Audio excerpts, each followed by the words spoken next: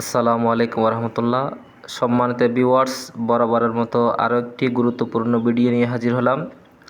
অনেকে আছে যাদেরকে স্বপ্নে বিভিন্ন গুপ্তধন দেখিয়েছে, কিন্তু তারা গুপ্তধন কোথায় আছে সেই সঠিক জায়গাটি খুঁজে পাচ্ছে না। আজকে তাদের জন্য গুরুত্বপূর্ণ এই ভিডিওটি দেখে আপনারা আমল করে কীভাবে গুপ্তধন বের করবেন সেই বিষয়টি আমি আপনাদেরকে জানাচ্ছি। আমার কথাগুলো মনোযোগ সহকারে শুনবেন। আপনারা সকলে 28টি সুন্দর করে দেশি মুরগির ডিম নেবেন এবং প্রত্যেকটি ডিমের মধ্যে আপনারা ছবিতে দেখতে পাচ্ছেন আরবি আলিফ থেকে ইয়া পর্যন্ত প্রত্যেকটি সংখ্যা এবং তাদের আবজাত মান। আপনারা কি করবেন, একটি ডিমের উপর একটি আরবি হরফ লিখবেন এবং তার আবজাত মান লিখবেন।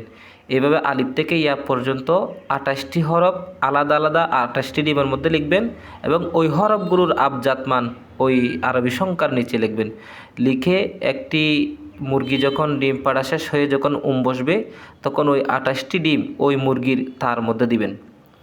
যেদিন সেই মুরগি বাচ্চা ফোটাবে, যতগুলো বাচ্চা ফোটাবে, অবশ্যই সেই বাচ্চাগুলোর মধ্যে একটা বাচ্চা মোরগ হবে, রাতা মোরগ হবে।